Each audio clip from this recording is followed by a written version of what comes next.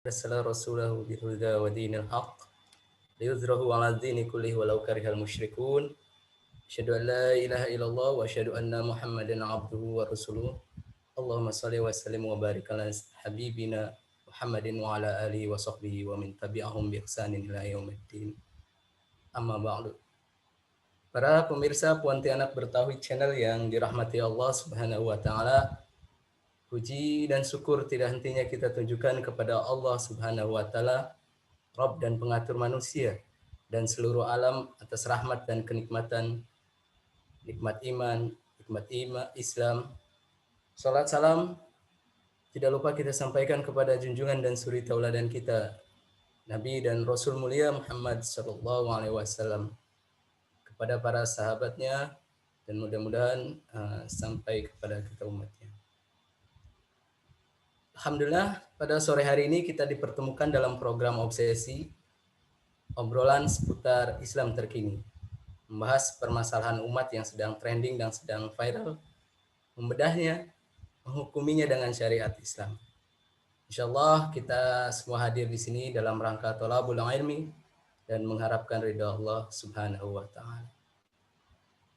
Para pemirsa Pontianak Bertauhid Channel yang dirahmati Allah, seperti kita ketahui, akhir-akhir ini diskusi tentang dinar dan dirham sebagai alat tukar semakin marak, dan kesadaran kaum muslim menjalankan syariat Islam yang salah satunya wakaf, dinar, dan dirham mulai banyak bermunculan.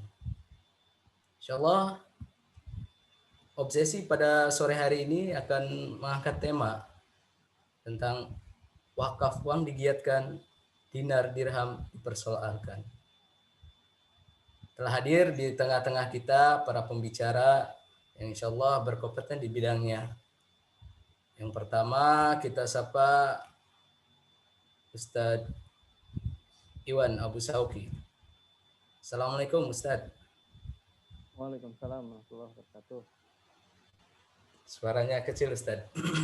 Suara kecil ya? Sekarang kedengeran? Kurang maju. Oke. Sehat Ustadz kabarnya? Alhamdulillah luar biasa sehat. Semoga di Jakarta ini Tad. Iya, Jakarta. Masih apa, PSBB atau apa istilahnya tuh? PSBB, Pendidikan Sejarah Perjuangan Bangsa. Iya, nggak bisa kemana-mana ya tadi ya. Iya, di rumah saja. Semoga keluarga Ustadz sehat semua, dijaga Allah Subhanahu wa taala. Amin, amin.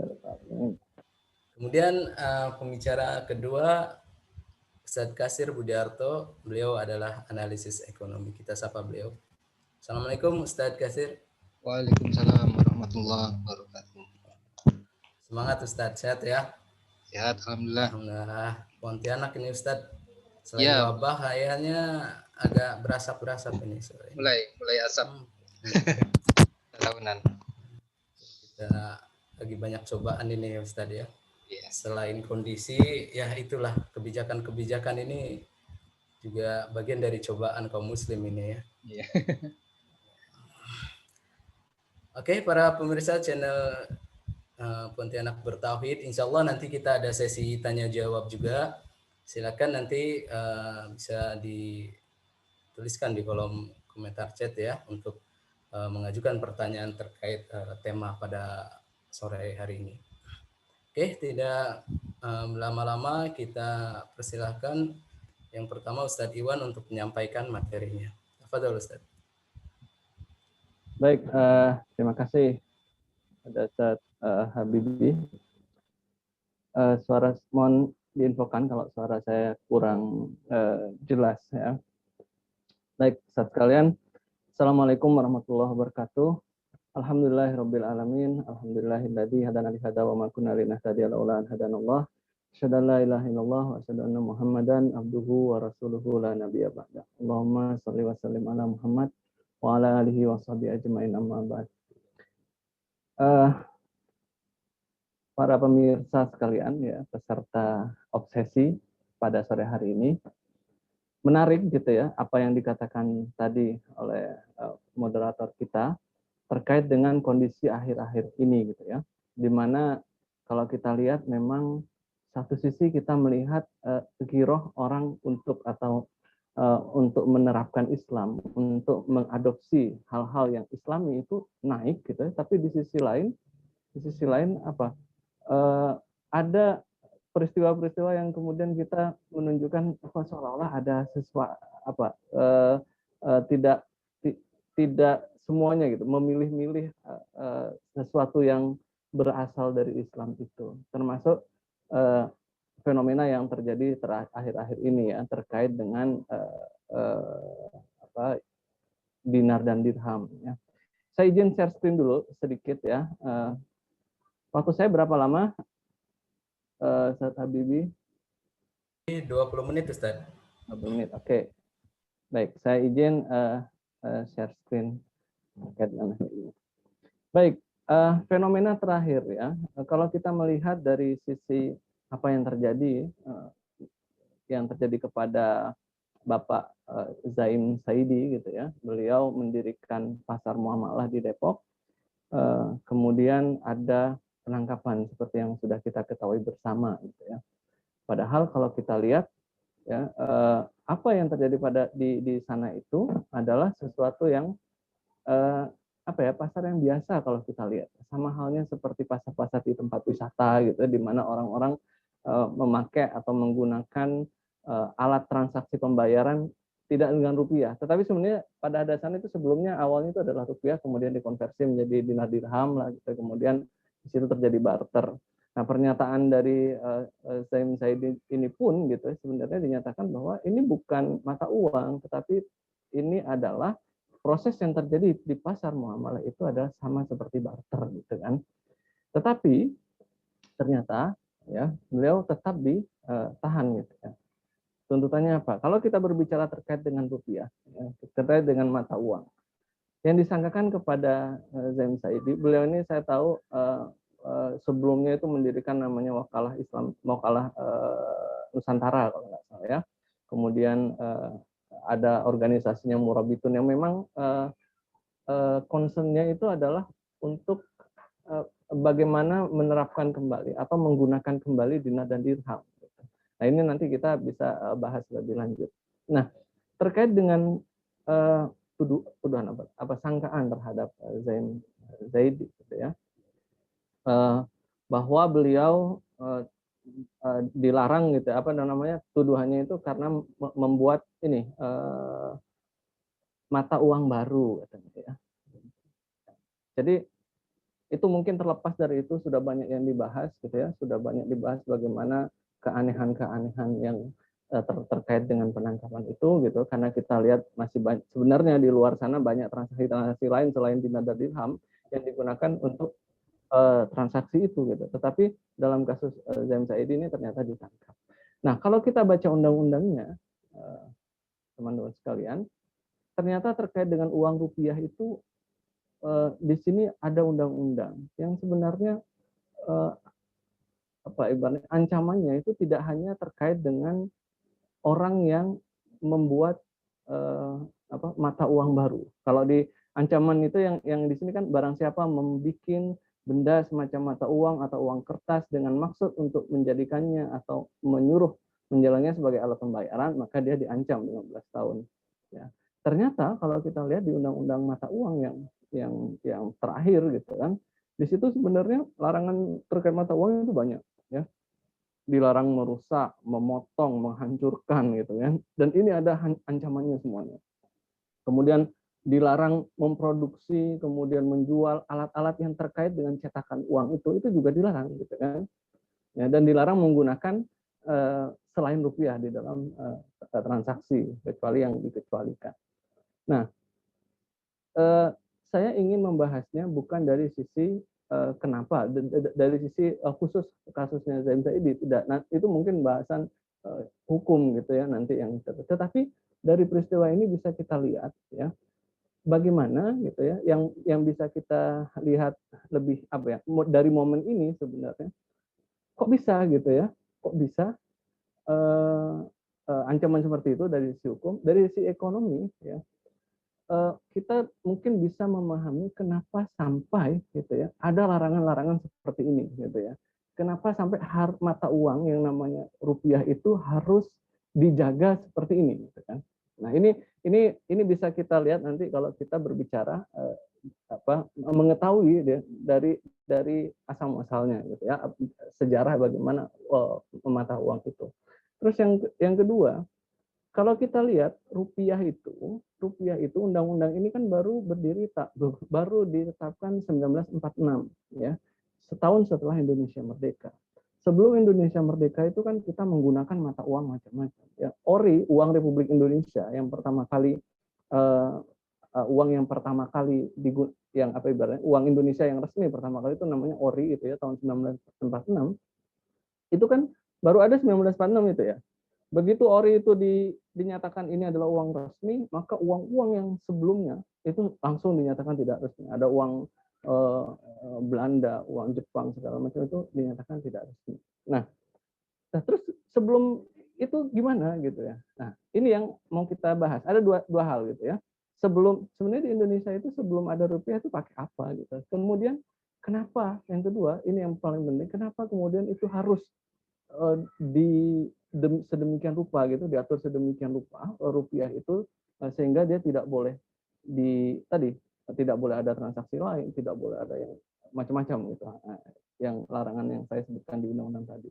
Nah, kalau kita lihat ya, sejarah uang itu adalah salah satu inovasi terbesar dalam peradaban manusia kalau dikatakan. Uang itu adalah salah satu inovasi terbesar. Karena apa? Karena memang dalam sepanjang sejarahnya manusia, mereka mencoba untuk mencari sesuatu gitu ya, sesuatu yang bisa merepresentasikan kekayaan mereka. Jadi kalau zaman dulu orang belum ada uang itu kan ibaratnya kalau dia panen, dia seorang nelayan, maka dia itu akan ada, tidak mungkin dia ibaratnya makan ikan terus gitu ya. Maka harus ada unit untuk menyimpan kekayaan dia sewaktu-waktu dia butuh untuk membutuhkan barang lain, maka dia gunakan itu. Jadi sepanjang sejarahnya memang manusia itu kemudian berpikir lah ibaratnya ya, apa yang bisa dijadikan alat tukar. Maka ada perkembangan dari sistem pertukaran itu gitu ya. Ada perkembangan dari mulai barter ya, kemudian ada uang yang sifatnya komoditas, misalnya uang-uang yang dari kerang, dari batu, dari macam-macam, uang primitif. Kita lihat banyak bukti misalnya uang dari kayu yang besar gitu ya. Kemudian ditemukan emas. Nah, di situ ada emas ya. Ada emas, ada uang logam ya, kemudian ada uang kulit ya, dan uang kertas gitu. Sampai terakhir ada namanya cryptocurrency ya, uang kripto.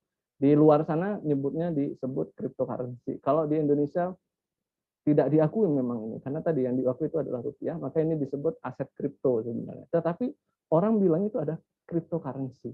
Ini adalah bagaimana sistem pertukaran. Artinya orang-orang itu sebenarnya peradaban manusia itu mencari apa sih sebenarnya yang pas buat sebagai medium of exchange ini gitu ya, yang berfungsi sebagai uang.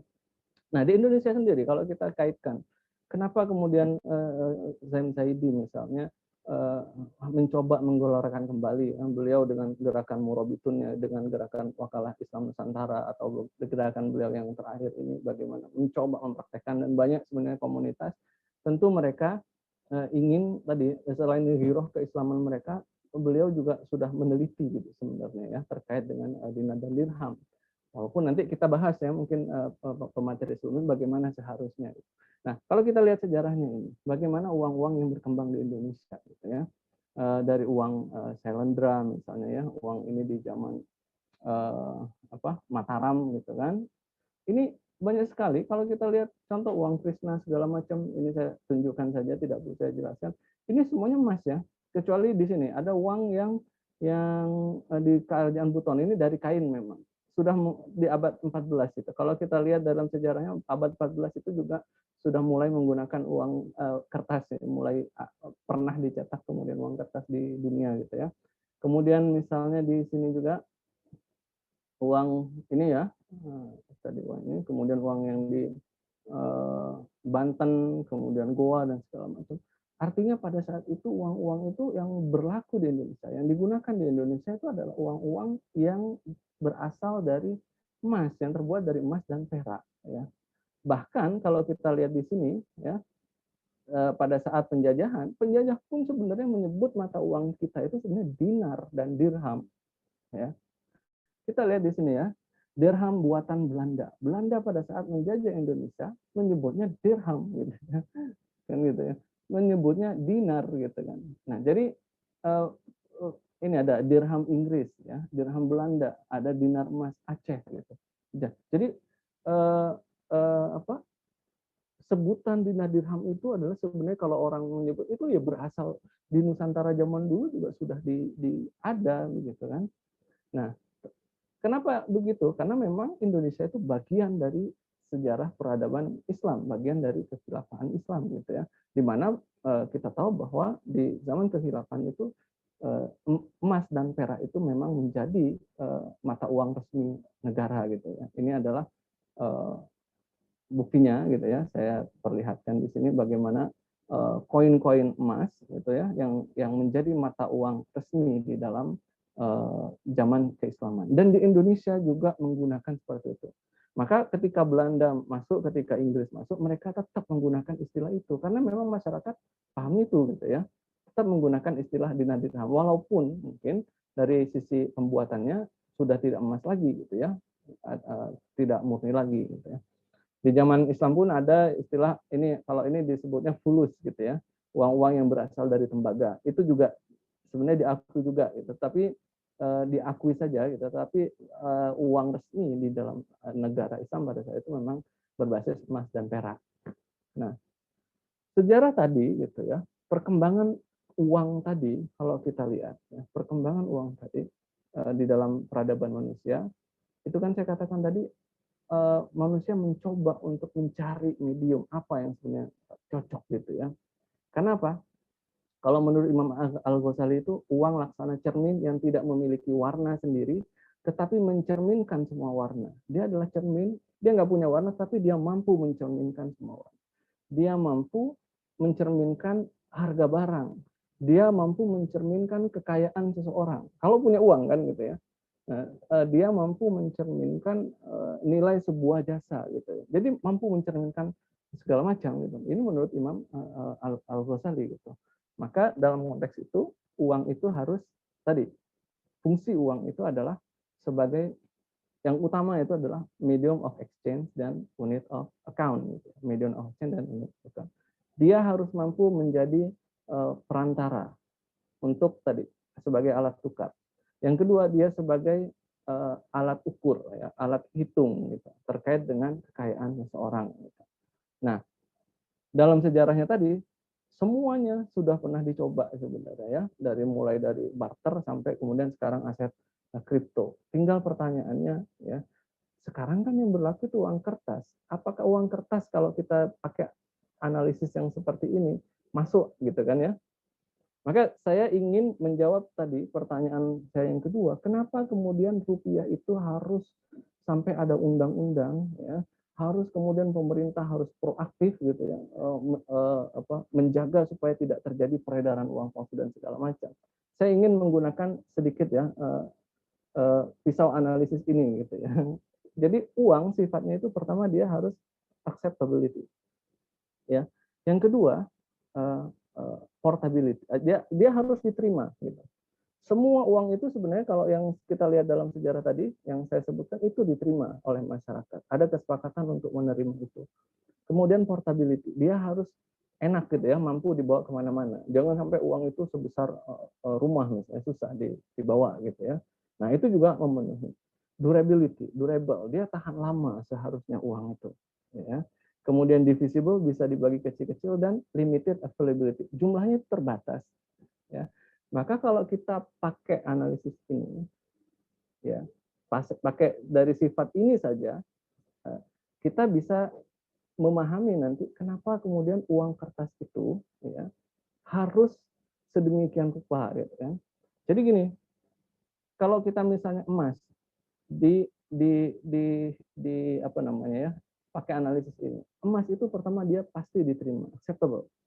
Emas itu portable, jadi emas itu dia bisa dibawa kemana-mana, bisa dibagi kecil-kecil, bahkan saya pernah membaca emas itu bisa dicetak seperti uang kertas itu juga bisa gitu ya. Dia durable, dia tahan lama gitu kan.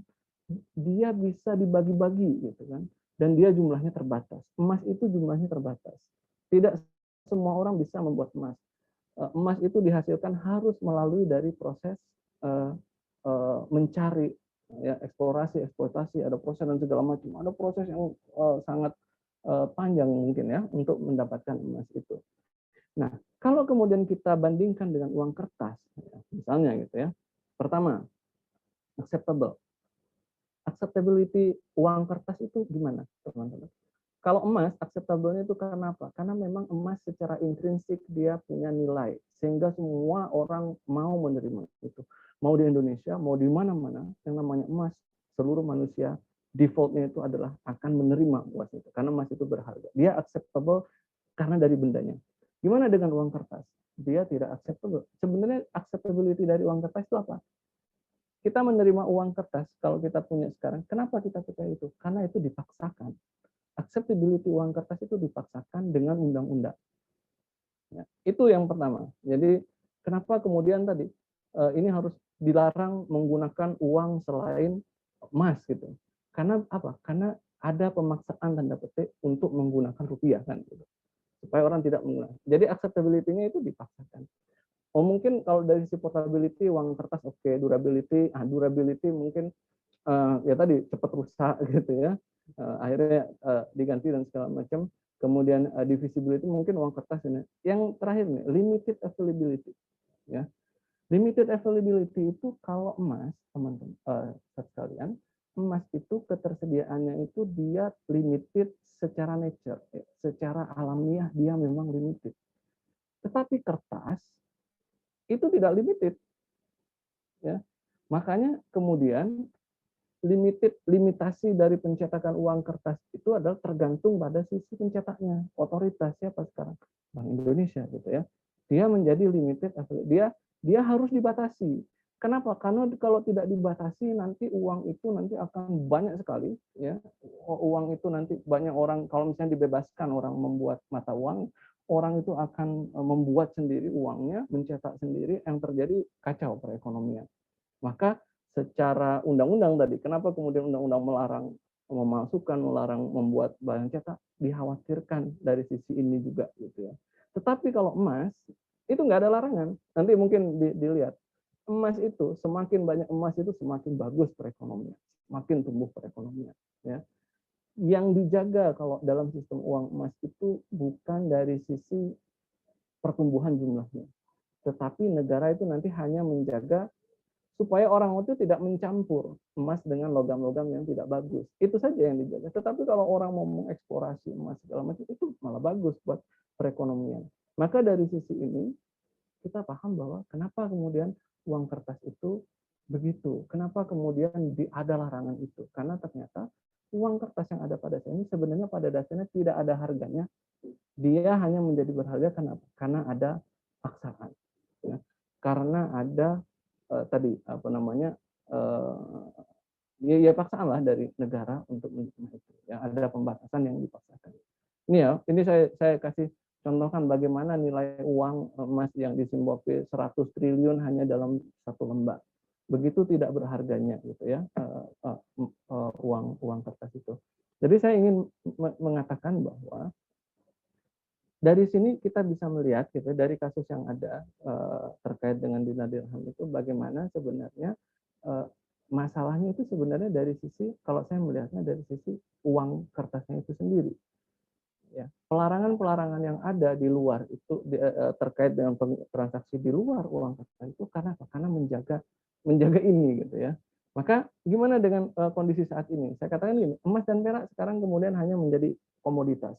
Dinar dan dirham sebenarnya diperbolehkan, Antam itu mencetak dinar dirham, tetapi dia hanya sekedar diperdagangkan, menjadi komoditas, ya, tidak menjadi mata uang asli, ya, mata uang kita rupiah, ya, mata uang resmi maksud saya. Nah, padahal dari sisi keunggulannya, uang emas dan perak sangat bisa diandalkan dan sudah seharusnya menjadi mata uang. Itu yang terjadi sekarang, gitu ya. Orang mau wakaf dinar dan dirham itu dibolehkan, tetapi kalau uang orang mau transaksi kemudian tidak diperbolehkan, walaupun kemudian alasannya itu barter tetap tidak diperbolehkan gitu ya. Kemudian penggunaan uang kertas dalam sejarah penuh dengan unsur politis dan ideologis gitu. Kalau kemudian kita melihat sejarah bagaimana uang kertas itu digunakan, tadi saya katakan itu adalah sebuah pemaksaan, ya, sebuah pemaksaan di mana di situ unsur politis dan ideologisnya. Ya.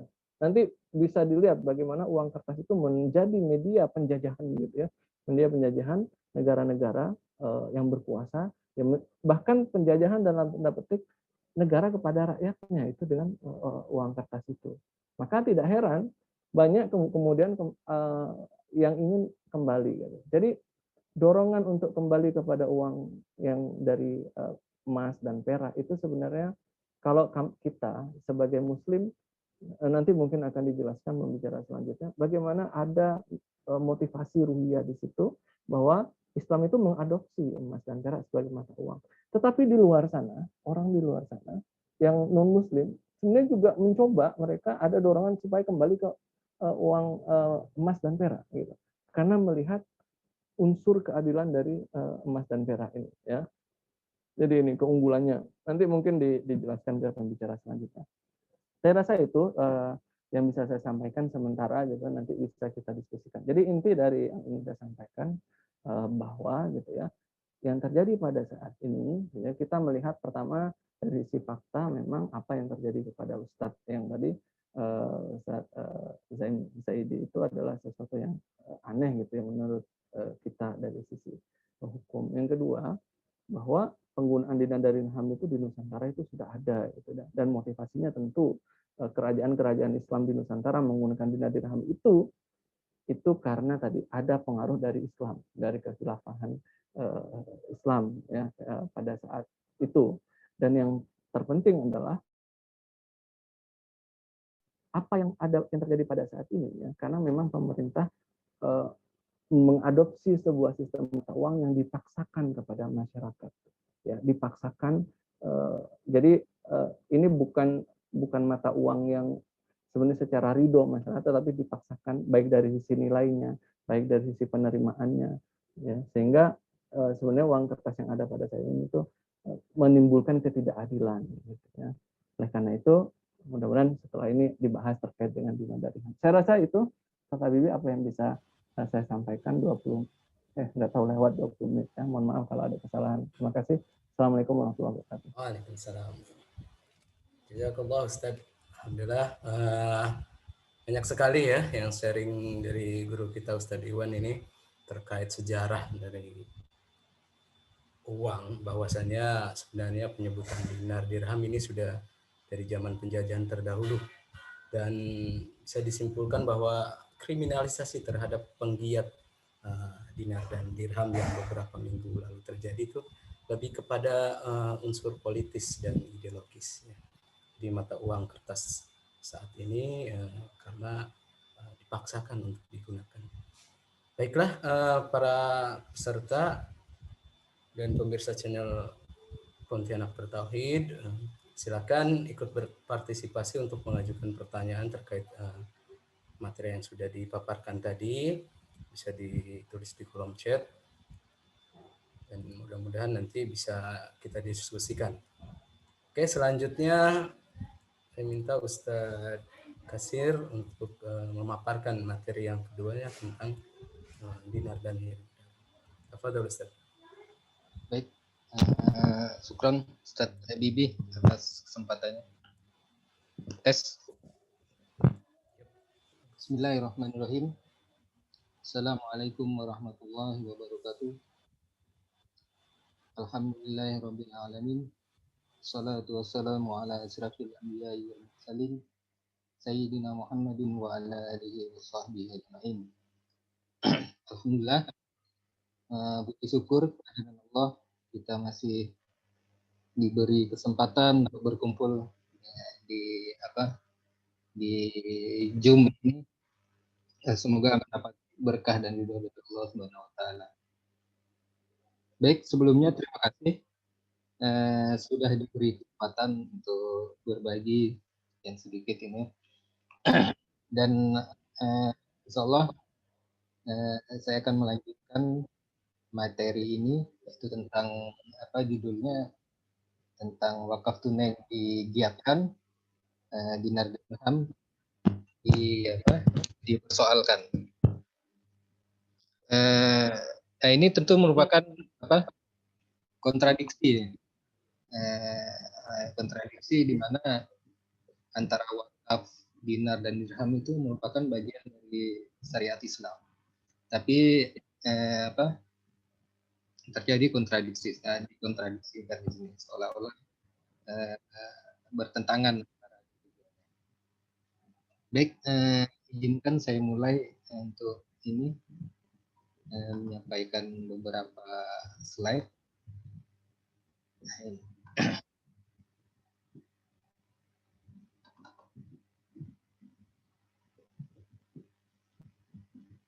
Nah, baik.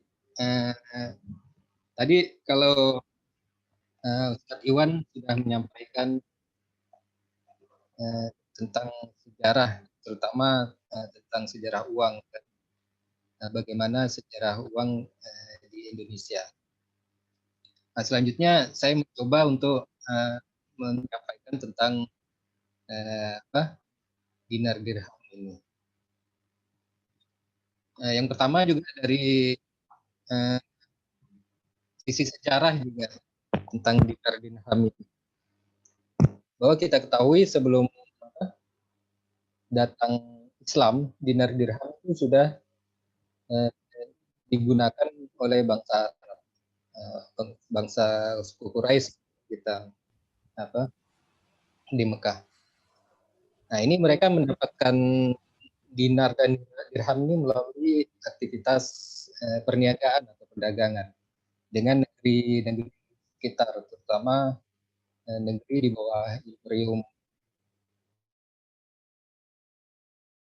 ketika itu merupakan negara besar dan membawahi banyak negara-negara bawahan.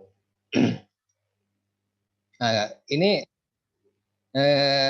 mereka ketika berdagang ke negeri Syam yang merupakan wilayah Romawi, mereka mendapatkan dinar, atau kalau di Romawi itu disebut dengan denarius. Dan ketika ke Yaman atau Irak, merupakan wilayah Persia, mereka memperoleh dirham atau drahma. Nah, ini juga diabadikan Allah dalam surat Al-Quraisy itu ya, di mana kebiasaan orang Quraisy itu mereka melakukan perniagaan. Nah, di ayat kedua itu ila fihim rihlata syita'i wa shaib. Jadi mereka melakukan perniagaan di waktu dingin dan panas, musim dingin dan musim panas. Nah, kalau musim dingin mereka ke selatan, jadi ke arah Yaman yang hangat, dan mereka melakukan perniagaan di sana. Dan biasanya mereka kalau di Yaman itu mereka membeli rempah-rempah dan dari Teluk Persia ya. Nah, kemudian sebaliknya jika musim panas mereka ke utara, ke daerah ke Syam yang merupakan wilayah Romawi untuk membeli hasil pertanian. Dan mereka dari tempatnya dari Mekah itu kan mereka membawa kain atau wangi-wangian karena di tempat asalnya itu tandus. Tes.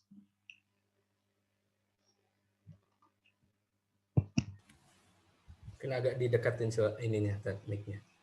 Oke, baik. Nah, ini tadi dari segi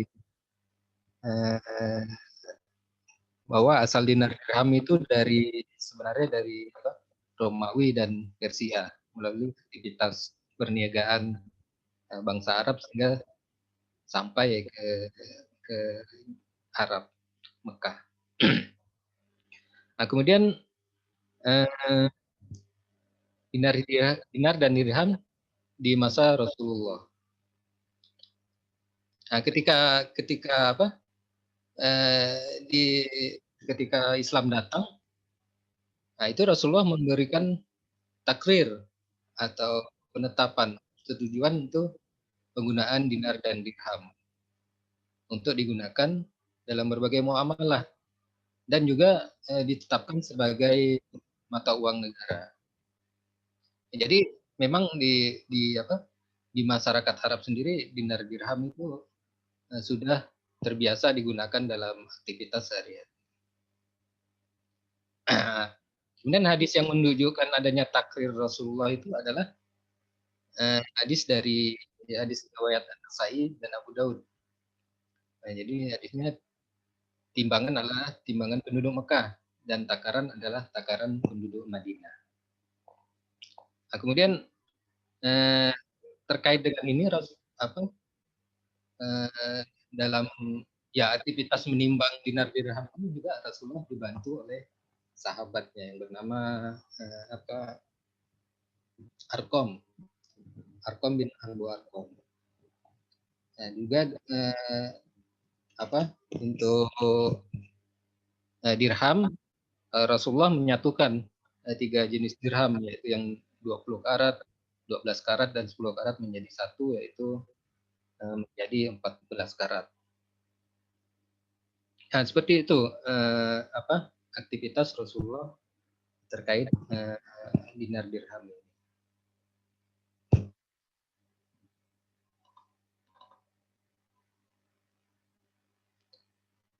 Nah, kemudian selain takrir dari Rasulullah, persetujuan Rasulullah tentang penggunaan dinar dirham itu juga dinar dirham dikaitkan dengan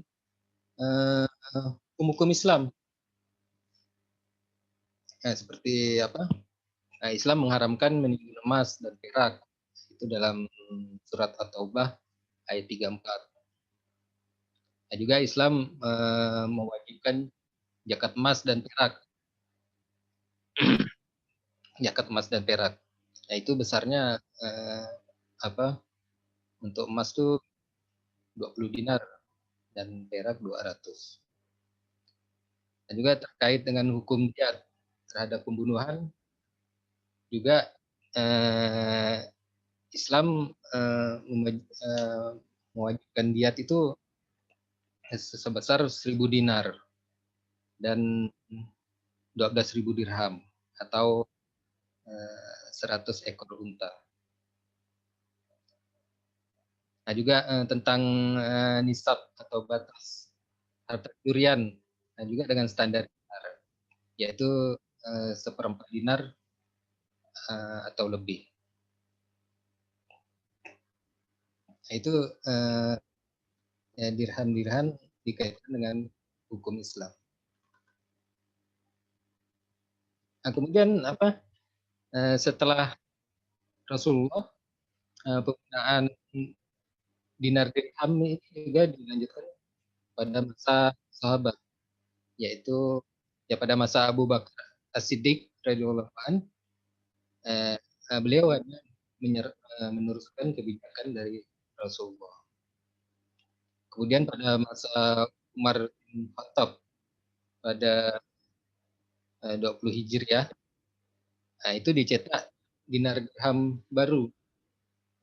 Polanya Persia tapi ditambah dengan kalimat Bismillah atau Bismillahirrahmanirrahim.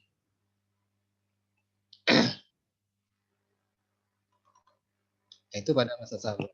Kemudian setelah sahabat di masa Bani Umayyah, yaitu pada saat Khalifah Abdul Malik bin Marwan pada tahun 75 Hijriah sudah mulai mencetak dirham berpola Islam. Jadi Khalifah atau negara mencetak sendiri mata uang dirham. Nah, kemudian 2 tahun kemudian pada tahun 77 Hijriah dicetak juga dinar berpola Islam dengan teks yang Islami dengan khat Arab Kufi. Nah, sejak saat itu umat Islam memiliki mata uang yang Islami yang khusus hingga tahun 1924 ketika Khilafah Turki Utsmani runtuh.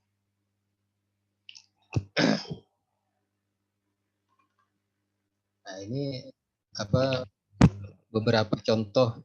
Nah, ini dinar yang dari Romawi ini masih bergambar ada gambar orang, dan sedangkan yang Islam itu ada tulisan La ilaha illallah. Nah, kemudian juga dirham, agar di dinar karena emas dia warnanya kuning. Dirham itu yang bawahnya itu putih dari perak, itu dari Persia yang sebelah kiri. Nah, kemudian yang dari Islam itu yang sebelah kanan.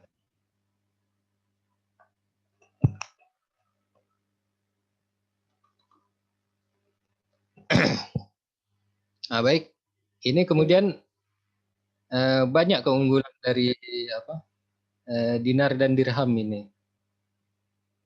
Nah, yaitu pertama memiliki nilai intrinsik pada zatnya. Ya, karena zatnya memang benda berharga, dinar dari emas dan dirham dari perak, ya memang nilai intriknya sendiri mata uang dinar dan dirham ini sudah tinggi dan memang berada pada zatnya. Tidak seperti kalau mata uang kertas, nah, seperti yang Ustadz Iwan singgung tadi, itu nilai intrinsiknya sangat kecil sekali. Jadi jauh beda dengan nilai yang tercantum di dalam mata uang. Nah, kalau kita contohkan seperti dolar sendiri gitu kan, mungkin nilainya rendah sekali, mungkin hanya berapa ratus rupiah aja kan. Sedangkan sama nilainya antara yang beberapa sen dengan yang $100, biaya produksinya sama. Sehingga ya memang itu hanya kertas. Ya, kalau kita kenal sekarang dengan fiat money itu. Jadi nilai uang itu ditentukan bukan dari nilai, tapi dari dari peraturan, dari undang-undang yang ditetapkan. Walaupun nilai intrinsiknya kecil, tapi kalau ditetapkan itu $100, ya kita dipaksa untuk mengakui itu $100.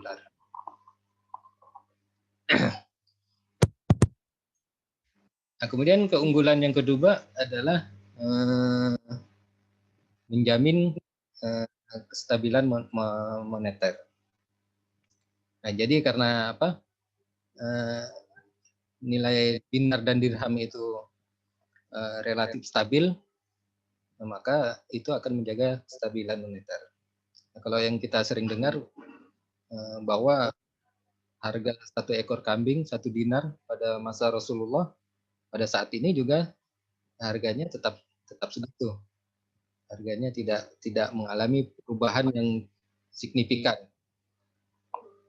Beda dengan jika menggunakan uang kertas, harganya bisa berlipat-lipat, sangat besar. Nah, seperti juga uang kertas itu juga sangat mudah untuk mengalami inflasi. Tadi di pemateri Ustadz Iwan sudah memberikan contoh gimana uang di negara Zimbabwe itu 1 lembar bisa berapa ratus juta tadi itu, atau berapa triliun tadi 1 lembar itu. Itu kan sangat jomplang sekali nilainya.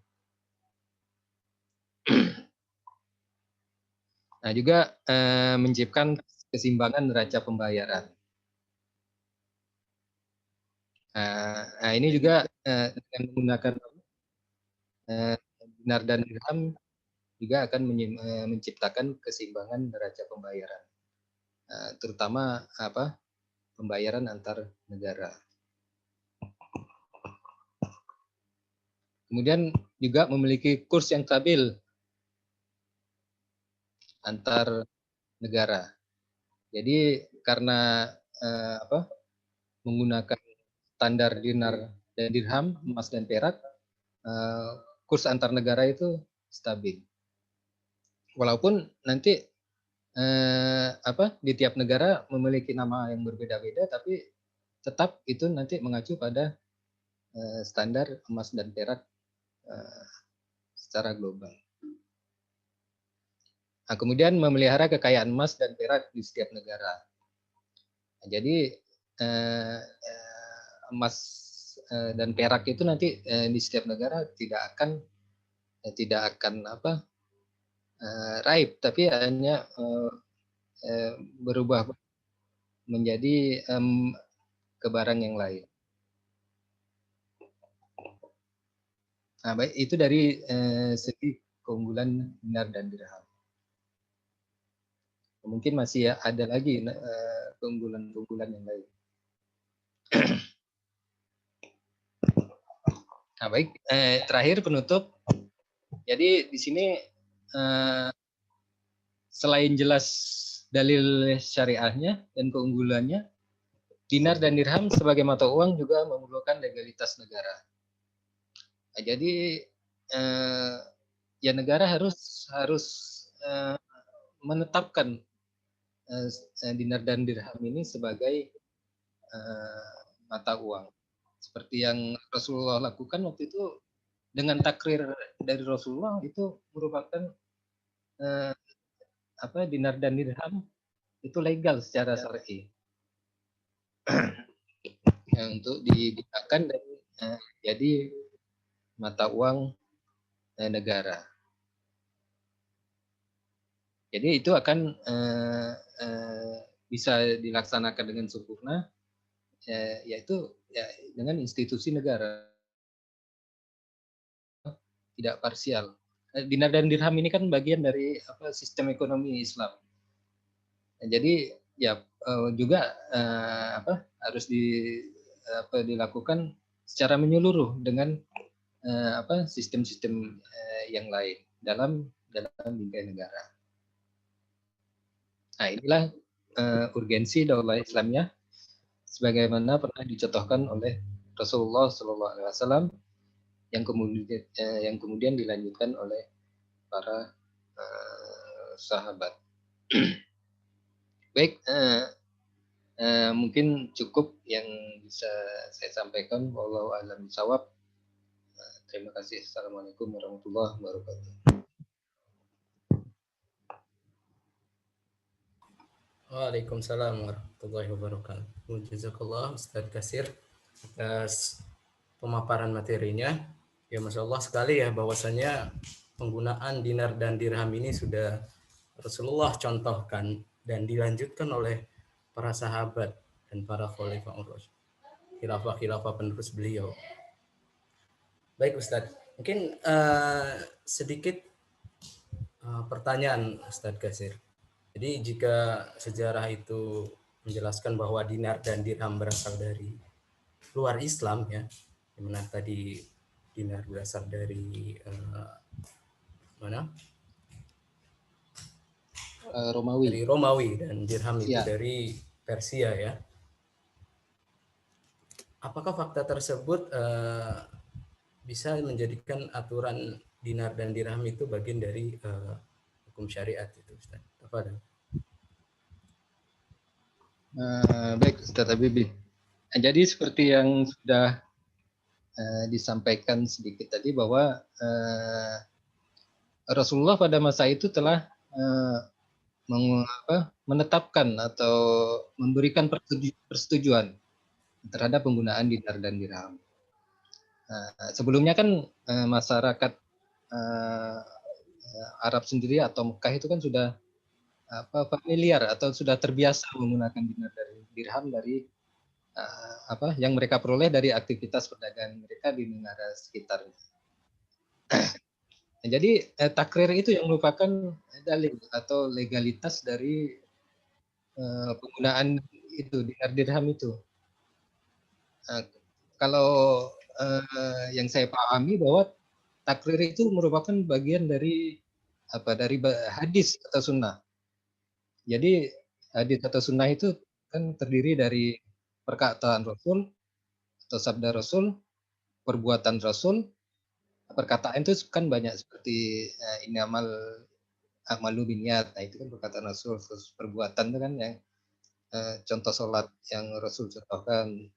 Nah, kemudian takrir itu persetujuan atas perbuatan yang ada di hadapan Rasulullah. Kalau dicontohkan pada masa Rasulullah itu ketika sahabat Khalid bin Walid itu memakan kadrun. Nah, itu Rasulullah mendiamkan, walaupun Rasulullah tidak suka memakan. Artinya itu merupakan persetujuan Rasulullah terhadap perbuatan itu. Jadi takrir juga termasuk hadis atau sunnah. Jadi itu ya sebagai Muslim harus menerima itu, sebagai hukum, sehingga kita bisa menerima dirham. Tidak menolak dinar dan dirham itu, walaupun itu berasal dari Romawi.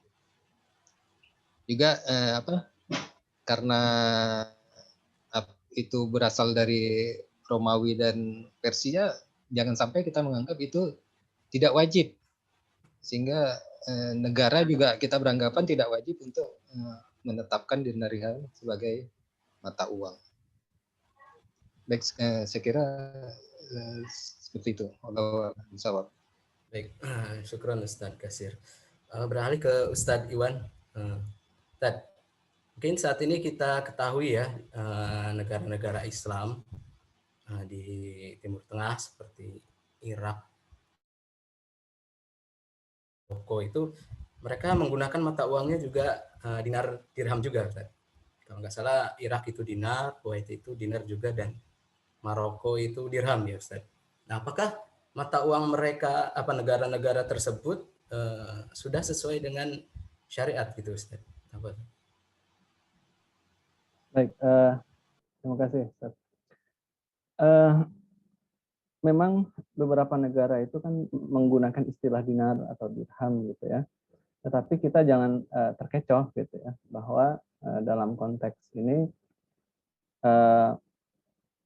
sistem mata uang yang kemudian tadi disebutkan diadopsi di dalam Islam itu dalam konteks dinar dan dirham dalam ukuran timbangannya sudah fix gitu ya. Misalnya satu dinar itu 4,25 gram emas misalnya, seperti itu.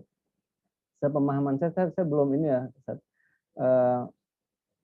nanti mungkin saya lihat kembali gitu ya informasi terkait dengan itu. Tetapi memang yang ada saat ini, kalaupun namanya Kuwait misalnya dinar atau dirham Kuwait itu kan sebenarnya tidak diikatkan dengan emas. Dalam Islam itu sebenarnya boleh-boleh saja nanti uang itu berupa substitusi, maksudnya substitusi uang kertas yang kemudian di backup full dengan emas gitu. Walaupun nanti itu bukan jadi pilihan yang utama, sebenarnya uang emas yang full gitu. Jadi 1:1. Kalaupun misalnya uang Kuwait, kita kalau saya lihat kan di dirham Kuwait misalnya itu kan lembaran uang kertas gitu ya. Kalau itu memang di backup full gitu, kemudian menggunakan sistem mata uang emas gitu, 1:1 ya, 1 dinar ada di emas cadangan emas yang 4,25 gram, mungkin itu bisa. Tetapi sekali lagi saya belum mempelajari gitu ya faktanya, tetapi pemahaman saya sampai saat ini belum ada yang secara resmi menggunakan sistem uang emas itu. Kenapa? Karena pada umumnya pada saat ini ya negara-negara itu kan sebenarnya sudah dalam konteks internasional ya, mereka kemudian menggunakan dolar ya dalam transaksi utamanya gitu. Jadi menghukumi fakta itu nanti saya cek kembali, tetapi intinya prinsipnya kalau memang itu benar-benar dari emas tapi kalau hanya sekedar namanya dinar dirham, maka tidak bisa kita sebut sebagai sistem uang emas ya, gold standar, nggak bisa kita sebut sistem itu gitu ya Ustaz Habibie. Oke, baik Ustaz. Kalau tadi berdasarkan nama ya, fakta sekarang dinar dan dirham digunakan oleh negara Timur Tengah. Nah, bukan beberapa ya, informasi yang saya peroleh juga yuan ya, mata uang Cina ini saat ini pemerintah Cina sendiri sepertinya mulai membackup Ustaz yuan ini dengan emas. Terbukti dengan mereka mengerem laju ekspor emas tersebut. Nah, dengan fakta tersebut gimana Ustaz? Apakah itu pilihan Cina yang paham ya akan keunggulan emas? Apa Ustaz? Ya, kalau terkait dengan itu sebenarnya bukan Cina saja ya. Hampir semua negara itu punya cadangan emas. Kita nanti bisa cek di website itu ya, World Gold Reserve gitu ya, cadangan emas yang dimiliki oleh bank sentral. Itu mereka semua punya punya cadangan emas gitu ya. Sayangnya Indonesia itu sedikit sekali cadangan emasnya gitu ya. Hanya sekitar kalau 3,7% gitu. Saya pernah membuat semacam mini riset gitu ya, bagaimana kekuatan gitu ya Indonesia terkait dengan cadangannya ini. Ternyata memang sangat sedikit Indonesia. Satu sisi dia punya cadangan emas yang banyak gitu ya dari sisi tambangnya, tetapi cadangan emas beneran yang dipunya itu sedikit sekali. Jadi hampir semua negara sebenarnya punya yang namanya cadangan emas. Apalagi kalau kita lihat sejarahnya kan memang uang kertas itu kan sebenarnya dulunya ya gold standard itu kan masih dipakai gitu ya. Cina itu sebenarnya dia adalah negara kalau dari awalnya ya, dinasti Cina itu adalah negara yang pertama kali menggunakan uang kertas. Ya pada tahun 600 Masehi gitu ya. Mereka yang menemukan pertama kali uang kertas, tetapi kemudian uang kertas itu terjadi inflasi di mana-mana dan tidak pernah kemudian tahun 900-an itu kalau nggak salah dia tidak pernah lagi dipakai uang kertas itu dan kemudian baru kembali lagi dipakai tahun 1400-an. Nah, sampai di barat itu pun gitu ya, sampai tahun 1900 itu semua ini pakainya namanya sistemnya gold standard ya. Setelah 1900-an sampai tahun 1940-an itu juga masih gold standard tetapi tidak 1:1 gitu. Tidak 1:1. Nah, pada saat itu ketika Amerika menjadi pemenang, ya, kemudian Amerika tanda petik memaksakan dolarnya untuk dibagikan sebagai standar. Hingga akhirnya pada saat itu kalau orang mau dolar dia harus tukar dengan emas gitu ya, dengan konversi emas yang sudah ditentukan. Cuma tahun Amerika ini agak sedikit, bukan sedikit, memang dari sifat negaranya cheating gitu dia curang. Baru tahun 70-an benar-benar dilepaslah uang kertas itu dari keterikatannya dari emas. Nah, kemudian kalau kemudian ada negara pada saat ini mereka punya cadangan emas, ya memang emas itu adalah ibaratnya dia adalah sesuatu yang harus dimiliki. Dia sebagai penjaga sebenarnya, ya sebagai penjaga. Bayangkan misalnya kalau dalam Cina misalnya. Cina itu termasuk salah satu negara yang kemudian dia men-setting mata uangnya itu tetap terhadap dolar. Makanya ada di dunia ini istilah, karena ketika uang kertas itu ada istilah currency war, perang mata uang gitu. Perang mata uang itu seperti itu.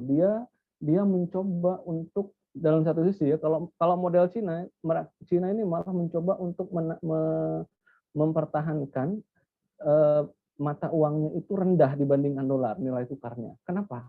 Supaya harga-harga barang kalau diekspor itu rendah, dia ketika masuk ke Amerika dia rendah gitu. Tetapi untuk mempertahankan supaya rendah, dia harus punya harus di backup itu mata uangnya itu harus punya dolar, harus punya, dan backup yang paling utama itu adalah emas itu. Gitu. Maka bukan dalam konteks ini ya, dari sisi ekonomi ketika kemudian negara-negara itu menyimpan emas itu adalah sesuatu yang wajar sebenarnya, bukan karena tadi karena itu paling aman sewaktu-waktu terjadi sesuatu terhadap mata uangnya itu gitu ya. Jadi secara kalau kita gitu, saya katakan baik emas penggunaan emas itu secara ideologis ya, secara motivasi, secara hukum syara itu ya itu harus kita terima, tetapi hikmah di balik itu secara ilmu pengetahuan itu benar-benar didukung. Oleh karena itu tadi banyak yang orang-orang non-muslim itu masih menggunakan emas, termasuk negara tadi. Itu saya pikir. Baik. Sebenarnya memang sudah diketahui ya Ustadz ya keunggulan emas itu. Sayang sekali Pemerintah kita tidak mempersiapkannya ya. Iya, betul. Di Kalbar padahal ini banyak tambang emas ini Ustaz. Wah, itu. Ya, itu Tidak. saya pernah megang langsung emas batangan dari penambang di daerah Wah, hulu sana itu ya marak gitu. Cuma itikat secara resmi dari pemerintah tuh belum ada. Jadi hanya dilepas warga sekitar yang nambang aja. Masya Allah. iya, iya, iya. Baik, para pemirsa channel Pontianak Bertauhid. Alhamdulillah di ruang Zoom ini ada beberapa pertanyaan yang maksud.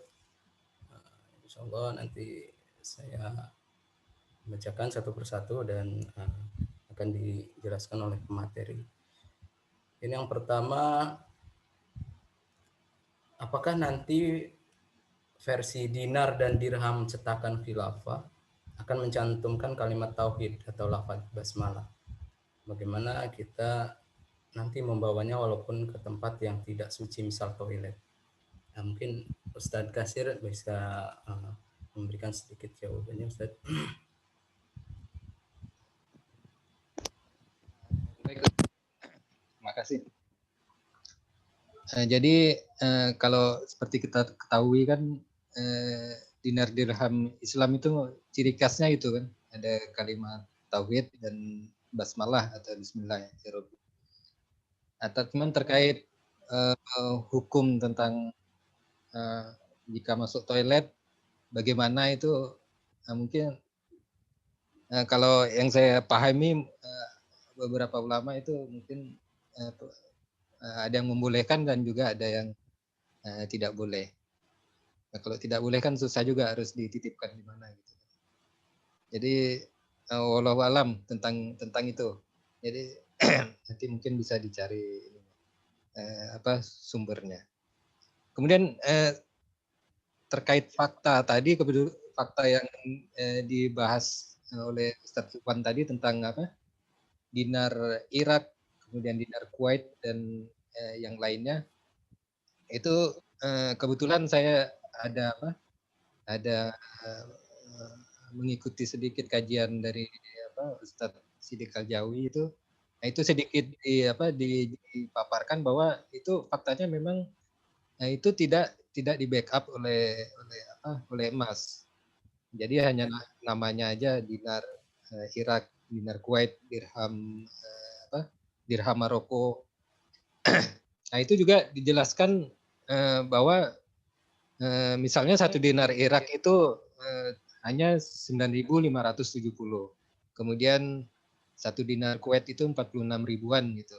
Nah, itu kan sangat jauh dengan kalau satu dinar yang di backup emas kan itu sudah ya 4 jutaan kan. Jadi artinya itu memang faktanya itu tidak di backup oleh emas. Jadi hanya namanya saja menggunakan dinar atau dirham. Bahkan ada uang kertasnya juga. Itu termasuk fiat money juga faktanya dari kajian itu. Baik, terima kasih Ustadz Habibie. Kalau alam bisawab.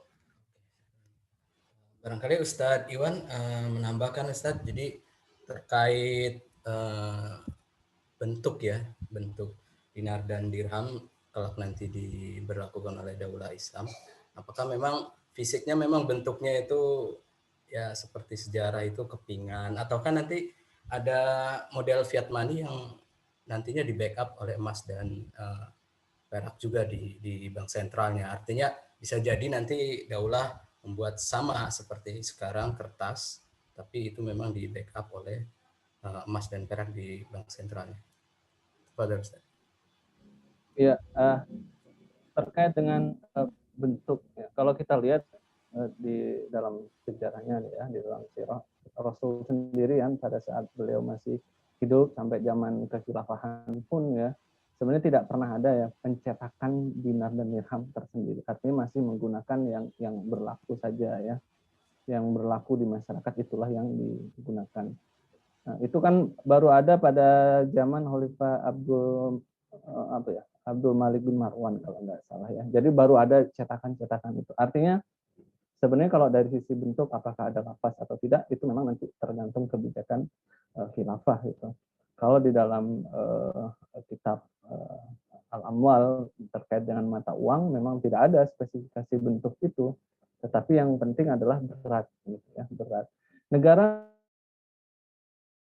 dalam konteks mencetak mata uang, ya, tadi kan mengadopsi, kemudian mencetak dinar dan dirham resmi, kemudian negara menjaga kemurnian dinar dan dirham itu, yang dijaga itu ya sebenarnya.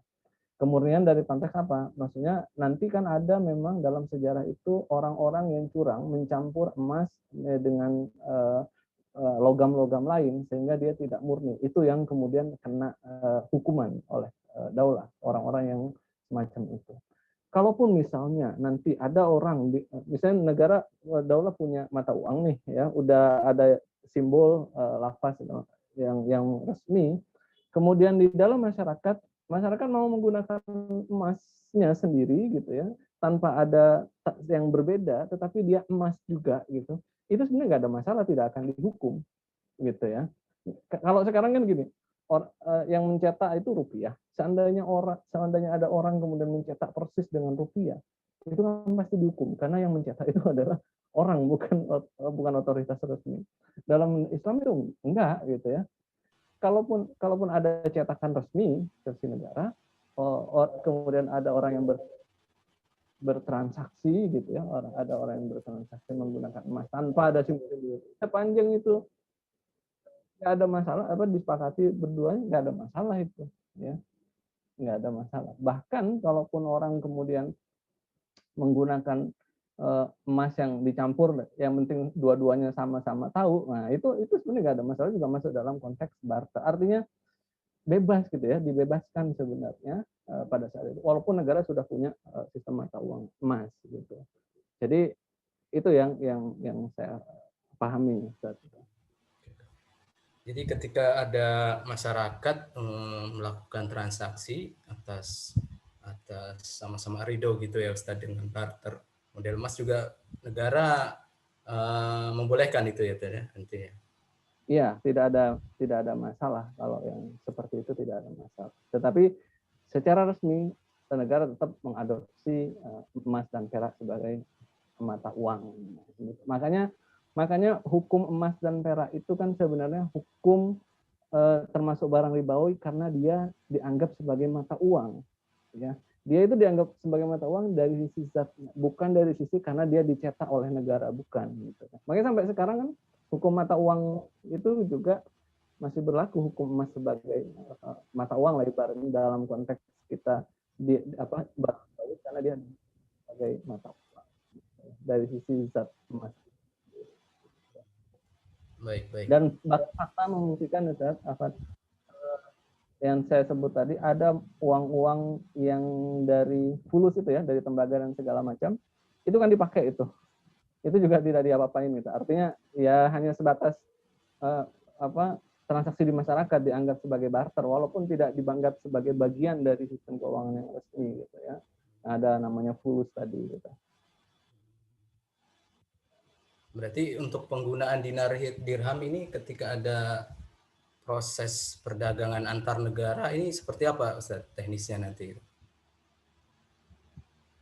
Ya, disitulah letak keadilan sistem mata uang emas ya, karena nilai tukar itu benar-benar ditentukan ya, tadi karena sama-sama menggunakan emas, maka dia itu sesuatu yang adil, benar-benar ditentukan oleh nilai intrinsiknya. Kalau sekarang kan ya hukum pertukaran transaksi antar negara itu bukan ditentukan oleh dari sisi intrinsiknya, bisa jadi dari politisnya. Misal apa? Misal Iran itu diembargo sama Amerika, ya.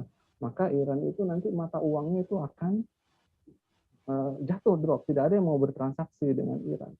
Tetapi kalau emas, ya, emas itu ketika nanti dia berlaku sebagai mata uang dunia, ya, maka dia menjadi menciptakan keadilan, ya, karena posisi antar negara itu sama gitu ya. Jadi ini termasuk, saya baca sekalian ya pertanyaan yang kedua. Daulah Islam mengatakan itu akan menetapkan dinar dirham sebagai mata uang kita. Kemudian bagaimana dengan dengan mata uang lambang khas mereka? Apakah daulah menerima alat pembayaran dari ada bagaimana mekanisme, apakah ada money changer. Nah, dalam konteks internasional tadi, pada saat awal nanti ya, ketika mata uang emas itu berlaku dalam konteks daulah misalnya ya, maka itu semua transaksi dengan daulah itu harus dilakukan dalam mata uang emas, ya. Tidak bisa tidak gitu ya, tidak bisa, harus dilakukan dengan mata uang emas. Apakah kemudian sama-sama misalnya ini ada mata uang dinar dirham dalam Islam gitu ya, ada mata uang yang lain gitu ya, misalnya tadi pakai dinar Amerika gitu atau mata uang Amerika, patokannya nanti bukan itu ya, nilai tukarnya tetap bukan pada nilai tukar yang seperti ada sekarang, tapi memang beratnya ya. Kita tahu sekarang saja kalau kita lihat harga emas itu kan harga dunia, sama semua harga emas itu, patokannya itu harga dunia, tidak ada berbeda ya. Kalaupun kemudian ada perbedaan ketika nanti transaksi, itu hanya perbedaan yang sifatnya sementara karena biaya-biaya transaksi dan segala macam. Disitulah keadilannya. Tidak ada yang bisa tidak ada satu negara ibaratnya yang bisa mendominasi, bukan mendominasi ya, memaksa gitu ya, karena sama-sama pakai emas. Tidak ada yang menekan nilai tukar gitu, karena tadi sama-sama pakai emas. Nah, ntar pertanyaan kedua nanti belum saya jawab yang ini. Itu Ustaz Habib terkait dengan yang negara. Syukran Ustaz. Kemudian ini ada pertanyaan lagi, mungkin Ustadz Kasir. Di zaman sekarang yang serba instan ini dan setiap profesi itu motivasinya mendapatkan harta, apabila emas dijadikan alat tukar atau pembayaran, tidakkah dunia ini tidak akan ada profesi lain kecuali setiap individu menjadi penambang emas? Bagaimana Islam menjaga kehidupan perekonomian tetap berjalan seperti zaman Rasul? Mungkin itu Ustadz Kasir. Baik. Maksudnya gimana nih? Setiap orang menjadi penambang emas karena apa ya? Karena ingin mengumpulkan emas yang sebagai mata uang. Gitu maksudnya Ustaz tadi. Iya, mungkin begitu Ustaz, karena emas dijadikan apa ya? Motivasi gitu ya. Nah, kalau kita lihat di zaman Rasulullah kan juga apa ya? Emas itu kan juga sebagai mata uang, terutama kan tidak hanya diperoleh melalui dengan menambang. Mereka seperti pedagang itu, Quraisy. Mereka mendapatkan banyak emas dari berdagang di Syam atau di Yaman. Kemudian juga kalau kita bekerja kan juga mendapatkan ini nanti mendapatkan ujrah atau upah. Itu ya meskipun tidak emas, tapi apa yang kita dapatkan itu kan sudah di backup oleh emas 100%. Jadi menurut saya tidak mesti motivasinya tidak mesti menjadi penambang emas. Jadi apapun ya kalau memang mau mencari rezeki yang halal kan bisa mendapatkan upah atau mendapatkan untung. Yang dimana itu yang kita dapatkan itu kan sudah di backup oleh emas sepenuhnya. Jadi tidak seperti sekarang kan kita yang kita dapatkan ya hanya kertas saja kan kalau itu kan dengan nilai intrinsik yang jomplang jauh berbeda dengan fisiknya. Mungkin itu kalau Syukran Ustaz. Beralih ke Ustaz Iwan. Ustaz, saat ini kita mengetahui ya bahwa uang kertas itu sering mengalami inflasi ya, bahkan terjadi krisis moneter yang terus berkelanjutan ya. Kenapa hal ini masih dipertahankan oleh pemerintah ya, khususnya di negara-negara Islam gitu Ustaz? Ya,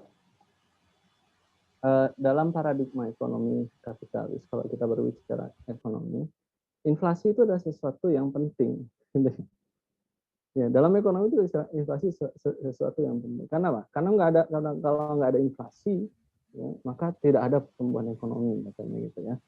Jadi yang bahaya itu adalah ketika terjadi inflasi yang tidak wajar gitu kan, inflasi yang tidak wajar. Kayak sekarang gitu ya, inflasi kan rendah itu. Ya, itu malah dari sisi ekonomi itu malah nggak bagus gitu ya. Kenapa penting gitu ya? Karena tadi sebenarnya kalau kita melihat dari sisi ini nanti yang akan menjawab bisa dihubungkan dengan pertanyaan sebelumnya gitu ya. Kenapa kemudian menjadi penting? Jadi paradigma pada saat ini kan yang menjadi patokan itu kan pertumbuhan ekonomi gitu ya. Itu pertama. Jadi adanya inflasi artinya sebenarnya ada kenaikan harga gitu ya. Ada kenaikan harga-harga secara umum ya. Ada kenaikan produksi lah secara umum. Ini dari sisi impact pertumbuhan, maka berarti kan ada pertumbuhan ekonomi. Terus yang kedua dari sisi psikologis masyarakat, ya, antum tahu bahwa saat ini gitu ya, bukan yang namanya masyarakat itu kan pengennya apa? Ini suaranya in the middle gitu. Oke. Nah, dari sisi masyarakat gitu ya. Jadi masyarakat itu buruh ya atau buruh dan orang-orang yang memproduksi itu kan pengennya paradigma yang ada di masyarakat ini bahwa yang namanya penghasilan itu harus naik ya. Penghasilan itu harus naik terus-menerus. Antum kita semua yang namanya pegawai atau bekerja pasti ingin keuntungan atau bukan penghasilan itu yang lebih tinggi dibandingkan dengan tahun-tahun sebelumnya. Kenapa begitu? Karena secara tidak sadar kita paham bahwa kebutuhan itu juga harga-harga juga akan naik. Ya, harga-harga naik, maka kita harus penghasilan naik. Maka buruh akan menuntut supaya upah itu naik. Kenapa? Karena mereka tahu yang namanya nilai uang. Ya, nilai uang itu pasti akan naik, gitu ya. Jadi nilai uang itu pasti akan naik. Kalau di dalam sistem emas itu nggak begitu, ya. Jadi kalau dalam sistem uang kertas ini kan uang 10.000 zaman dulu bisa dibeliin bakso 5 mangkok, sekarang bakso cuma 1 mangkok misalnya. Kalau dalam emas itu paradigma masyarakat itu nggak begitu nanti. Ketika emas diberlakukan, yang namanya nilai, yang namanya gaji itu tidak harus selalu naik gitu ya. Jadi nilai emas terhadap barang itu nanti kita misalnya ya tidak perlu khawatir misalnya seandainya misalnya awalnya kita digaji 10 dinar, kemudian tiba-tiba karena persediaan emas itu sedikit, tiba-tiba oke, digaji jadi 8 dinar. Jadi penurunan gaji itu seharusnya tidak akan menjadi masalah karena apa? Karena kekuatannya, daya belinya itu dari emas itu naik gitu. Jadi ibaratnya tadi 10 dinar emas itu cukup, awalnya cukup untuk biaya sebulan, nanti kalau turun itu tetap akan cukup dalam sebulan lagi. Jadi dalam Islam itu naik turunnya kekuatan harga itu sesuatu yang biasa gitu. Nah, tapi dalam sistem ekonomi kapitalis, secara psikologis kalau orang turun, maka itu nanti akan turun penghasilan, maka orang pasti nggak mau gitu, buruh pasti semuanya pasti akan protes. Maka disitulah kemudian negara itu harus juga menggelontorkan uang kan terus tiap tahun ya. Supaya orang mau berproduksi gitu. Padahal sebenarnya nih secara nilai realnya itu sama keuntungannya, tapi itu harus dilakukan. Justru yang dikhawatirkan di dalam sistem ekonomi bisnis, kalau kemudian harga turun, apa yang dilakukan? Ya, harga-harga turun, ya harga-harga bukan maksudnya harga jualnya turun, itu kan keuntungannya turun. Akhirnya tadi saya sering mengatakan itu jurang deflasi namanya. Jadi ada spiral jurang deflasi. Orang-orang nanti kalau harga-harga turun tuh banyak yang gak untung kalau saya produksi, gitu. Itu lebih dikhawatirkan daripada inflasinya. Jadi kalau kemudian bertanya kenapa udah ada jelas-jelas ada inflasi, ya memang itu sesuatu yang inherent gitu ya, lingkaran setan yang sudah ada di dalam sistem ekonomi kapitalis gitu. Makanya kalau tadi apakah kemudian tadi kalau misalnya emas dijadikan mata uang, ya semua orang nanti akan menambang emas. Justru dalam Islam ketika misalnya nih semakin banyak yang menambang emas semakin bagus gitu. Kenapa? Karena jumlah uang yang beredar di masyarakat semakin bertambah, ya, semakin bertambah artinya nanti semakin banyak orang yang bisa membeli barang di dalam masyarakat, semakin juga tumbuh perekonomian. Tetapi pertumbuhannya itu bukan karena disetting, benar-benar karena ada emas itu. Dan ingat bahwa dalam Islam ketika emas itu berlaku, ya, setiap rupiah yang ada itu benar-benar dihasilkan dari keringat seseorang. Ya. Jadi kalau sekarang setiap rupiah yang ada itu bukan dari itunya. Kenapa? Bisa jadi karena dari mencetak uang saja. B itu menghasilkan cetak uang itu bukan karena hasilnya, karena dia punya hak semuanya menambah emas. Gitu. Dalam ekonomi itu ada apa comparative advantage, competitive advantage. Secara sunatullah itu tidak akan mungkin kemudian semua orang menambah emas gitu ya. Semua ada keahlian-keahlian tertentu dalam, dan itu sepanjang sejarah manusia kenapa kemudian terjadi spesialisasi, kemudian kenapa kemudian terjadi barat kompetitif advantage dan komparatif advantage-nya itu. Secara sunatullah memang seperti itu. Tidak mungkin semua orang kemudian masuk ke saya rasa itu. Oke, syukran Ustadz. Mungkin sekalian dengan closing statement Ustadz karena kita udah di penghujung waktu juga. Tafadhol Ustadz Iwan. Baik, terima kasih. Kalau Afan tadi yang pertanyaan di Zoom itu nanti mungkin jawab di intinya sih sebenarnya dalam yang dari Arif ini money changer itu ada dalam konteks pada saat awal-awal ketika daulah itu berdiri masih membutuhkan mata uang. Maka dan kita butuh barang dari satu negara itu yang mau nggak mau menggunakan mata uang itu, ya pakai money changer. Tapi kalau enggak ya pertukaran biasa pakai emas.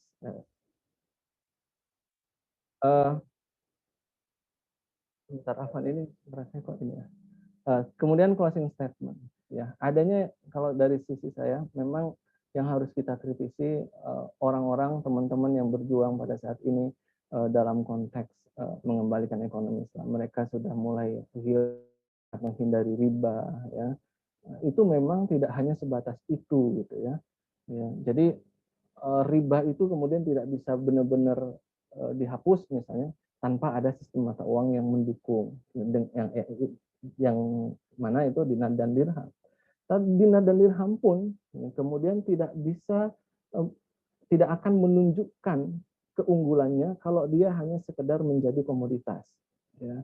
Jadi seandainya pun banyak orang yang menggunakan mekanisme transaksi seperti Zain Zaidi dan teman-teman dan itu hanya sekadar komoditas, maka itu tidak akan menunjukkan kehebatan dinar dan dirham itu. Jadi kehebatan dinar dan dirham itu benar-benar akan muncul ketika dinar dan dirham itu diadopsi oleh negara menjadi sebuah mata uang yang diakui oleh negara, dan uang kertas itu dihapus, setiap money itu dihapus sehingga menimbulkan keadilan. Maka perjuangan menyeluruhnya itu konteksnya itu. Saya pikir itu yang bisa saya sampaikan. Terima kasih. Assalamualaikum warahmatullahi wabarakatuh. Waalaikumsalam warahmatullahi wabarakatuh. Ustadz Iwan. Ustadz Kasir untuk closing statement-nya. Tafadhol. Baik, menambahkan dari Ustadz Iwan tadi, ya karena dinar dirham ini mesti diadopsi oleh negara karena dalilnya itu sudah dari Rasulullah, sudah ada dalilnya dan juga keunggulannya, terutama dalilnya yang dari dasar bahwa dinar dirham itu harus diterapkan oleh negara dan didukung juga oleh sistem-sistem yang lain dalam sistem negara secara menyeluruh agar itu bisa diterapkan secara sempurna. Tidak bisa seperti Ustadz Iwan katakan tadi, tidak bisa hanya individu atau kelompok saja yang akan menerapkan itu, harus didukung oleh diterapkan oleh negara dengan dijadikan dinar dirham itu sebagai mata uang resmi negara. Saya kira itu tadi. Semoga bisa terwujud. Oke, jazakallah katsir, ahsanal jaza Ustaz Katsir dan Ustaz Iwan. Alhamdulillah para pemirsa channel Pontianak Bertauhid, kita sudah di penghujung acara. Semoga kita semua dianugerahkan kepahaman dan tambahan ilmu oleh Allah Subhanahu wa taala atas diskusi yang sudah berlangsung tadi. Dan sejatinya sebagai seorang muslim terikat dengan syariat Islam dan sebagaimana yang telah Allah perintahkan, termasuk dalam penggunaan mata uang dinar dan dirham sebagai alat transaksi. Penggunaan mata uang dinar dan dirham sangat jelas basis dalil syariahnya dan fakta keunggulannya. Rasulullah bersabda, "Ya'ti 'alan nasi zaman la yanfa'u fihi illa dinaru wa dinarhamu." Akan datang suatu masa pada umat manusia. Pada masa itu tidak ada yang bermanfaat kecuali dinar dan dirham. Di riwayat Ahmad. Nah, semoga pemaparan guru-guru kita menjadikan kita semakin semangat mengkaji Islam dan terus semangat mendakwakan penegakan syariah dalam bingkai khilafah. Para pemirsa, silakan like dan subscribe channel dakwah Khatulistiwa ini dan sharing agar semua bisa mendapatkan manfaat dari ilmu-ilmu guru-guru kita. Baiklah, saya Habibi sebagai moderator dan mewakili kru yang bertugas. Mohon maaf jika ada hal yang tidak berkenan selama berjalannya diskusi kita. Mari kita tutup pertemuan kita dengan membaca doa kafaratul majelis. Subhanakallahumma wa bihamdika asyhadu an la ilaha illa anta astaghfiruka wa atubu ilaik. Assalamualaikum warahmatullahi wabarakatuh. Waalaikumsalam warahmatullahi wabarakatuh.